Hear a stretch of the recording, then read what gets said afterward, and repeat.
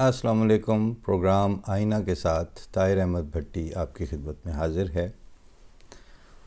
COVID-19 کی دوسری لہر کا آغاز تقریباً ہر جگہ پہ پھر ہو چکا۔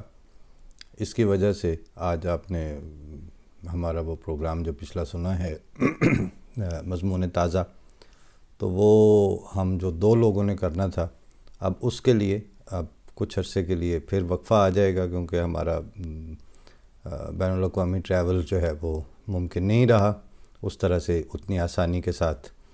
تو ایک تو یہ بتانا تھا اپنے ناظرین کو کہ اگر مضمون تازہ یا تو اب ٹیلی فونک کال سے شرکت ہوگی یا پھر مجھے اکیلے ہی وقتاً فوقتاً جب موقع آئے گا یا کرنا پڑے گا، یا پھر میں اس کو تھوڑے وقت کے لیے پوسٹ پون کر کے پھر جب ذرا آنے جانے کی سہولتیں کھلتی ہیں تو پھر وہ بھی اسی طرح تسلسل سے شروع ہو جائے گا انشاءاللہ۔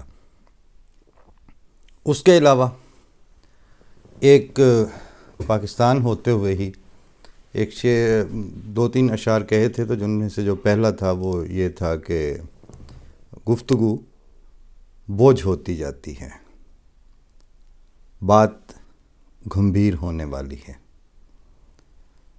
اب جو ڈیولپمنٹس ہو رہی ہیں اور جو ہوئی ہیں اب تک پچھلے کچھ دنوں میں، بالکل ایسا ہی لگ رہا ہے کہ بات گھمبیر ہونے والی ہے۔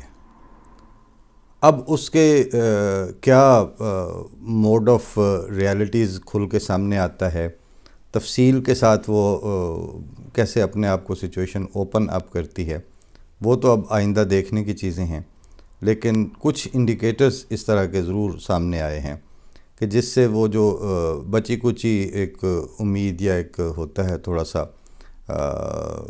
گمان کہ اچھا ابھی کسی نہ کسی حد تک صورتحال بہتری نہیں تو چلیں سٹیبلٹی کی طرف چل رہی ہے، یا یہ لگ رہا ہے کہ اچھا ابھی معاملات چل رہے ہیں، کہ ایک طرف دونوں کی اختلاف نے اب یہ شکل اختیار کر لی ہے، 2 دھڑوں کے اختلاف نے، یا یوں سمجھیں کہ جیسے دنیا نے تو بائی پولر ہونا تھا یا ہوئی ہے یا آئندہ ہوگی، مگر پاکستان میں with in Pakistan by polar ہوتی جا رہی ہے صورتحال۔ ایک دھڑا وہ ہے جو کہتا ہے کہ ہمیں اقتدار چاہیے اور ہمارے آئین اور قانون کی بالادستی کا ترجمہ یہ ہے کہ ہمیں اقتدار دیا جائے۔ دوسرا دھڑا وہ ہے جنہوں نے خود وقتاً فوقتاً ان کو استعمال کیا ہے، ان کی رہنمائیاں کی ہیں، ان کو پیٹرنائز کیا ہے، ان کو ڈیولپ کیا ہے، اور اب وہ جو کلوننگ کے نتیجے میں پولیٹیکل اسپیشی سامنے آئی ہے، وہ جب بائٹ بیک کر رہی ہے اور فائٹ بیک کر رہی ہے سوشیو پولیٹیکل اسپیشی، تو اب اس کو مینیج کرنا یعنی پڑھ رہا ہے لیکن ہو نہیں پا رہا۔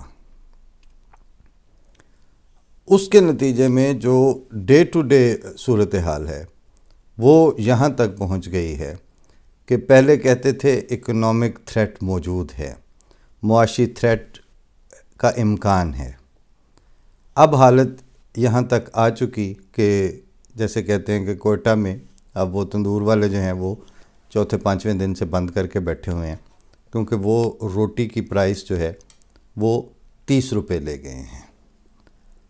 30 روپے روٹی کی قیمت ایک روٹی کی، یہ جس وقت وہاں ہوگی یا مطلب اگر اس پہ اس سے آگے پیچھے بھی ہو، آپ خود تصور کر لیں کہ ایک گھرانے کی صرف روٹی کی ضروریات کا اب کہاں تک گراف پہنچ چکا ہے۔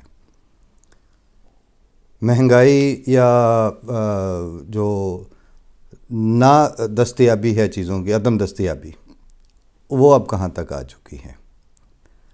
یہ وہ فیکٹرز ہیں، یعنی ون آف دا فیکٹرز، کہ جس وقت یہ ہجوم کر کے آپ پہ ٹوٹ پڑتے ہیں، اس وقت وہ کہتے ہیں ٹھڈ نہ پئیاں روٹیاں تے سبے گلاں کھوٹیاں۔ جس وقت آپ ان بنیادی ضرورتوں سے محروم ہو جائیں گے تو آپ کو ہر بات جھوٹی اور کھوٹی لگنے لگے گی۔ کسی وعدے کے اوپر یقین تو بعد کی بات ہے، پبلک اس کو سننے کی روادار نہیں ہوگی۔ اور پھر وہ ہجوم جس کا نام لے لے کے آج دہائیاں دی جاتی ہیں 22 کروڑ، وہ بٹے گا چھوٹے چھوٹے مفاد کے دھڑوں میں۔ بٹے گا کیا، بٹ چکا ہے۔ ابھی وہ مفاد کے دھڑے اور خطے اور گروہ اور اپنا ایجنڈاز کے جو مفاد ہیں، ان کی تعداد دونوں ہاتھوں کی انگلیوں پہ گنی جا سکتی ہے۔ بعد میں وہ بھی اس قابل نہیں رہے گی صورتحال۔ یعنی جتنے ضلع ہیں اتنے مفاد، جتنے تحصیلیں ہیں اتنے مفاد، جہاں پہ تھوڑے سے طاقت کا ایک گروہ کھڑا ہوتا ہے اس کے مفاد، اور مفاد پھر انسیکیورٹیز جو ہیں وہ مفاد کی شکل اختیار کر جائیں گی۔ جب 30 روپے کی روٹی ہوگی تو جس کے گھر میں حق حلال کا پڑا ہوا ہے اس کو بھی تو تھریٹ ہے پھر اس کے بعد کہ بھائی آپ کے گھر میں کھانا کیوں ہے۔ پھر ان کو اس جو ان کے گھر میں کھانا موجود ہے اس کے لیے صرف یعنی اس ابھی جو وقت اگر یہ بات اسی طرح آگے جاری رہے، جس کے زیادہ تر امکان ہیں، وجہ یہ ہے کہ جن لوگوں نے ان چیزوں کو نکیل ڈالنی تھی، جنہوں نے ان چیزوں کا انتظام و انصرام کرنا تھا، جن کی یہ سیاسی ذمہ داریاں تھیں، وہ تو اب ایک دوسرے کو کاؤنٹر کرنے میں لگے ہوئے ہیں۔ بات جو وہاں سے چلی تھی کہ جی وہ ڈیموکریسی کو بچانے کے لیے پی ڈی ایم کے جلوس نکلے تھے، وہ ایاز صادق کی غیر ذمہ دار بیان بازیوں تک آئی بات۔ اس کے بعد جواباً آئی ایس پی آر کے ڈی جی کو آنا پڑا۔ ایک ملک میں سابق سپیکر جو ہے اور رولنگ پارٹی کا ایم این اے وہ اس طرح کے بیان دے رہا ہے، تو خیر اسی پہ کیا بس ہے۔ سابق سپیکر کو کیوں کہتے ہیں آپ، سابق 3 دفعہ کے وزیر اعظم کو کیوں نہیں لیتے؟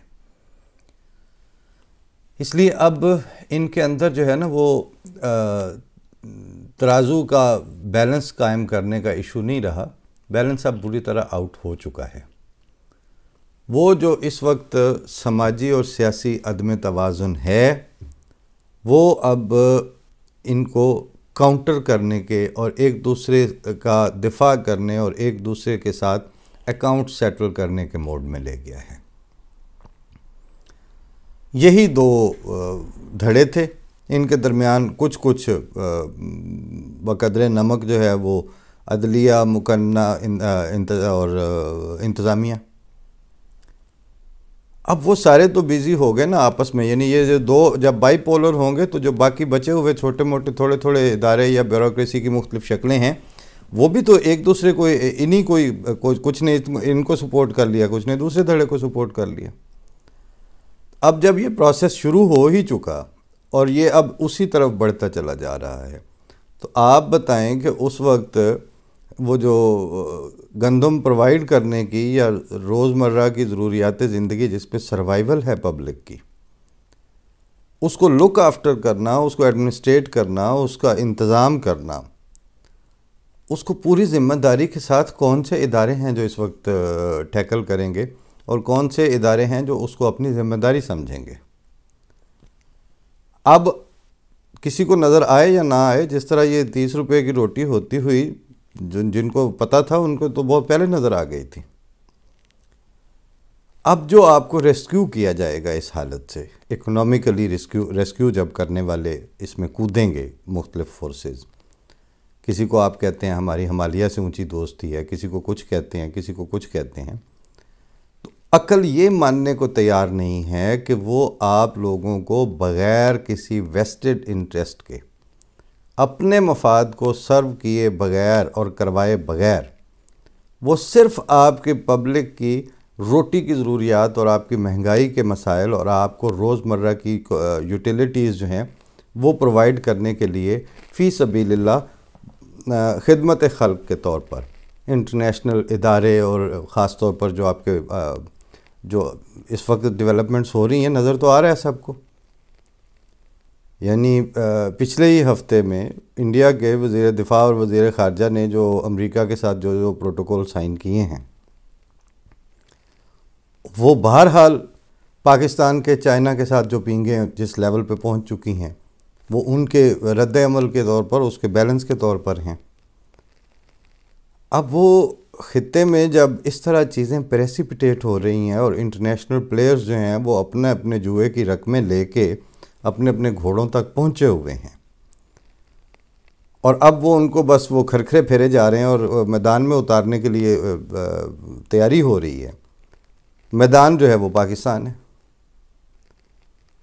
اس کے لیے اب یعنی ان کے ہاتھ میں وہ گیجز اور نابز اور وہ بٹن اور وہ پش بٹن، وہ سب کچھ وہاں پہ ان کی انگلیاں ہیں، اپنے اپنے کی بورڈز پہ اور اپنے اپنے کنٹرول رومز میں بیٹھے ہوئے، جن کی کسی کنٹرول روم میں کسی کے کی بورڈ کے اوپر انگلیاں نہیں ہیں، وہ پاکستان کے قیامت الناس ہیں۔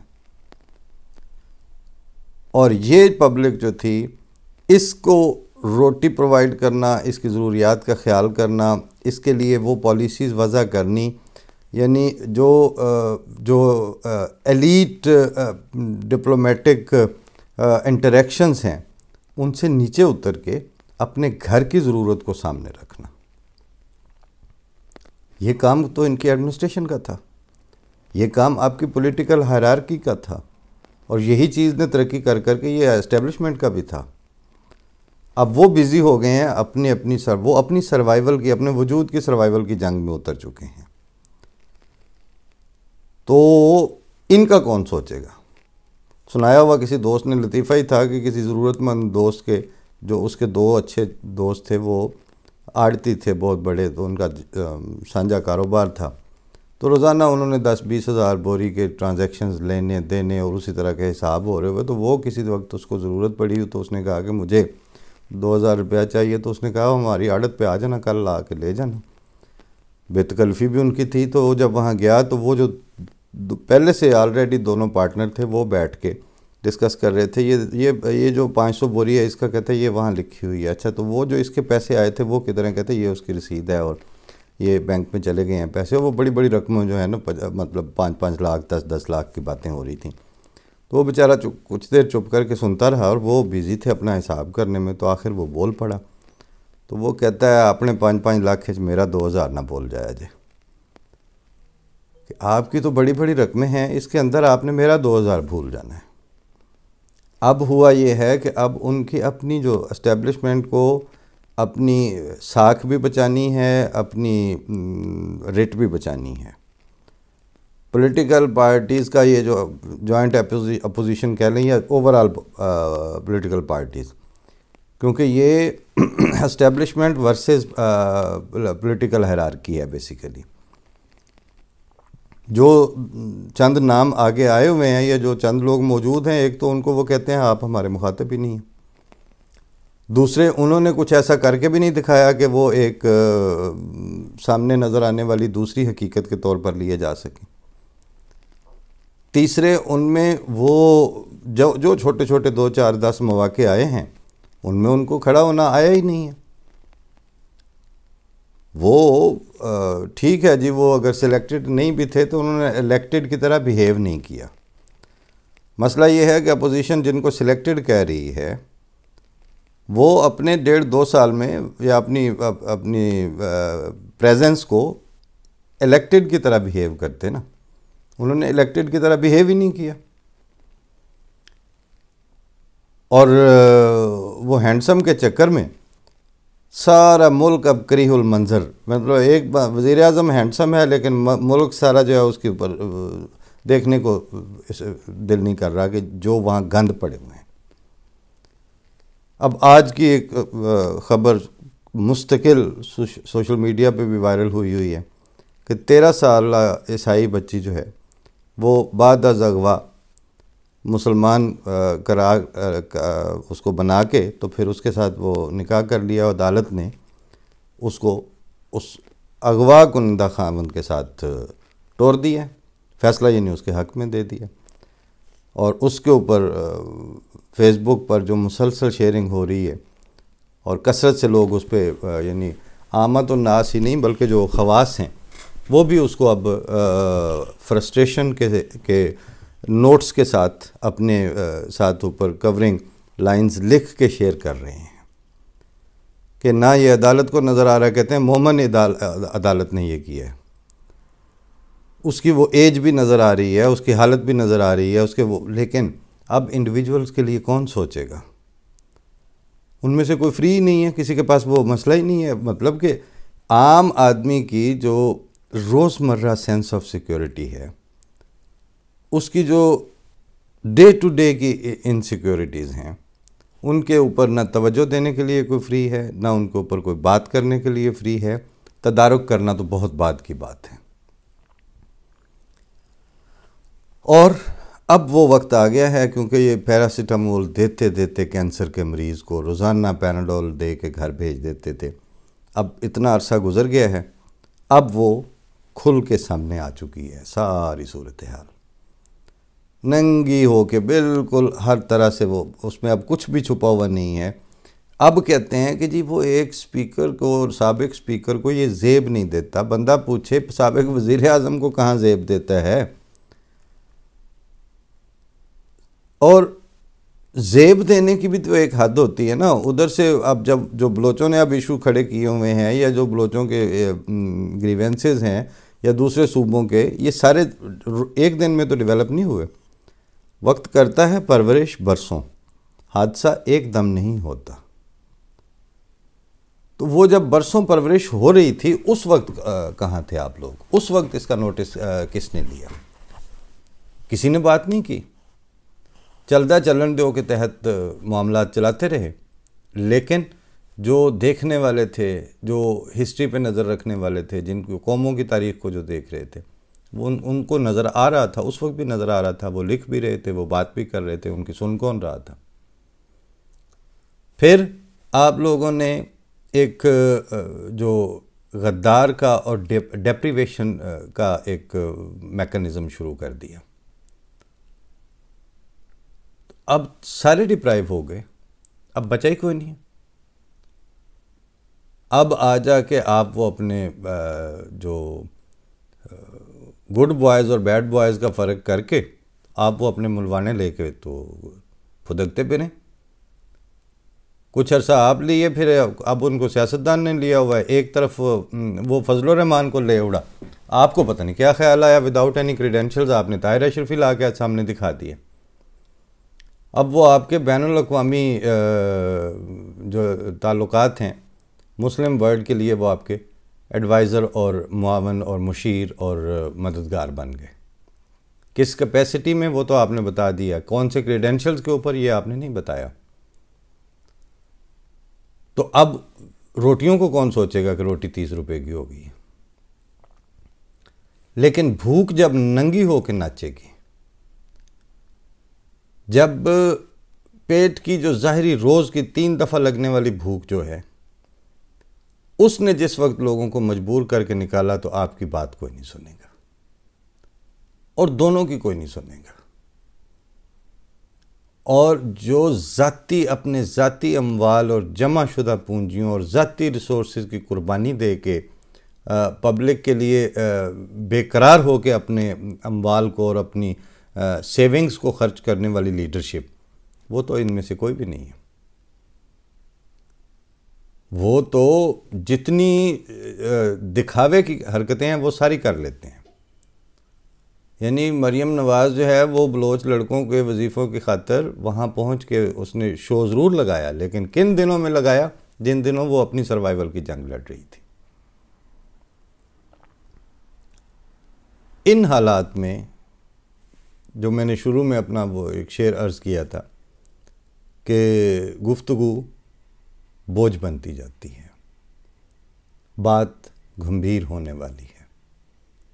اب پریکٹیکلی انتہائی جسے کہتے ہیں نا گھپ اندھیرے, اور اس گھپ اندھیرے کے ساتھ وابستہ جتنی بلو دا ہیومینٹی سچویشن سوچی جا سکتی ہیں, لا اینڈ آرڈر کے حوالے سے, ڈے ٹو ڈے ایڈمنسٹریشن کے حوالے سے, پبلک مینجمنٹ کے حوالے سے, گورننس کے حوالے سے, اب وہ سارا کچھ ایٹ سٹیک بھی ہے, اور اس میں ذرا سی بھی امید کی کرن سامنے نظر نہیں آ رہی. کون دیکھے گا وہاں؟ اس کے لیے تیار کون ہے؟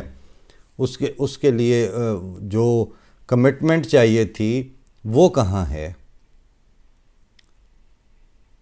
مجھے تو خیر جب بھی اس ایشو پہ بات کرنے لگتا ہوں تو مجھے بالکل انسان جسے کہتے ہیں نا کہ اس کا کانفیڈنس ہی ختم ہو جاتا ہے کہ ایک زرعی ملک ہے اور میں نے خود گندم کاشت بھی کی ہوئی ہے اور اس کو برداشت بھی کیا، اٹھایا بھی ہوا ہے.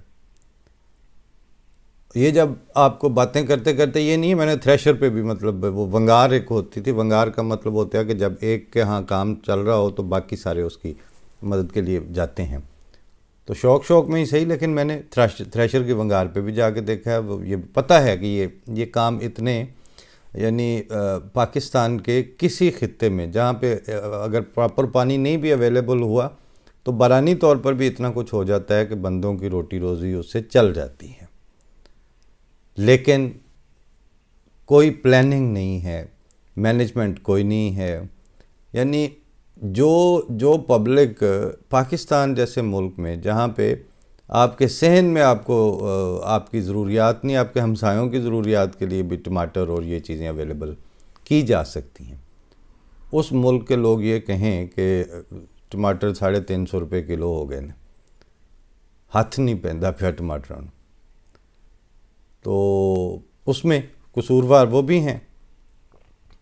لیکن یہ بات بہرحال ایک آئیڈیل باتیں کرنے کے ساتھ ساتھ یہ بات کوائٹ انڈرسٹینڈیبل ہے کہ یہ جو نیلی لائٹوں اور فلیگ کاروں والی کلاس ہے، ان کی جسٹیفیکیشن تو صرف یہ تھی کہ وہ ایڈمنسٹریٹ کرنے کے لیے اور ریگولیٹ کرنے کے لیے وہ بنائے گئے تھے. یہ سارے پریویلیجز ان کو اس وجہ سے دیے گئے تھے، لیکن انہوں نے تو ان پریویلیجز کا وہ استعمال کبھی بھی نہیں کیا. اور بے حسی وہ ہے کہ کرتا نہیں انسان محسوس اپنی ہی روح میں اتری ہوئی طغیانی کو. اب وہ طغیانی، وہ طوفان، وہ سیلاب جب پھوٹ بہے گا انسان کے وجود سے اور گلیوں اور سڑکوں پر، اس کے تصور سے بھی اب رونگٹے کھڑے ہو جاتے ہیں. اللہ تعالیٰ رحم کرے. اب یہ کوئی مایوسی کے لیے تو نہیں ہم بات کر رہے، لیکن امر واقعہ اور سامنے کی صورتحال یہی ہے. اور جب یہ صورتحال ہے کہ 13 سالہ بچی کو جو مرضی اٹھا کے مسلمان کرے اور اس کے بعد اس سے بیاہ رچا لے، اس کا کوئی پرسان حال نہیں ہے، اور روٹی بندے کو 30 روپے کی ملنی شروع، ایک روٹی ملنی شروع ہو جائے گی. تو کیا چیز اب محفوظ ہے؟ اور آپ تحریکیں چلا رہے ہیں کہ ہم نے دفاع کرنے ہیں. کس کے دفاع کرنے ہیں؟ کس سے کرنے ہیں آپ نے؟ اور جو ساتھ ساتھ خطے میں جو تبدیلیاں آ رہی ہیں وہ روزانہ یہ تو بتا رہے ہیں کہ اس کے نتیجے میں مریم کو یہ ہو جائے گا اور اس کے نتیجے میں اسٹیبلشمنٹ یہ چاہتی ہے. یہ کوئی نہیں بتا رہا کہ وہ جو ہفتے 10 دن کی ڈیولپمنٹس ہیں، کہ وہ جو انڈیا نے اب جو نئی امریکہ کے ساتھ کورٹشپ میں پڑے ہیں، وہ اس کے پیرل آپ نے چائنا کے ساتھ کیا ڈیولپمنٹ ہوئی ہیں. اور اگر یہ دونوں باتیں ہو بھی جاتی ہیں تو جب ہاتھیوں کی لڑائی ہوگی تو پسیں گے تو اس میں گھاس اور پودے. اور آپ نے اپنے ملک کو بیٹل فیلڈ بنانے سے بچانے کے لیے کیا اقدامات کیے ہوئے ہیں؟ آپ یہ تو روز بتا رہے ہیں کہ انڈیا جو ہے وہ ان کا میڈیا اس طرح کوٹ کر رہا ہے، لیکن آپ نے جو آپ کے پبلک فائبر میں اور آپ کے سوشل فائبر میں روزانہ دراڑیں پڑنے والے واقعات ہو رہے ہیں، اس کو روکنے کے لیے کون سا سیل قائم کیا ہوا ہے؟ بے شرمی کی یہ لیول ہے کہ آپ ایک ملائیت کے دھڑوں کو پلیز کرنے کے لیے عید سے پہلے آپ لاہور جیسے شہروں میں بڑے بڑے بورڈ لگا کے ہیلپ لائنیں اس پہ لکھ دیتے ہیں کہ یہ ہیلپ لائن ہے، اگر احمدی قربانی کا جانور کی اطلاع ملے تو اس ہیلپ لائن پر ہمیں اطلاع دیں.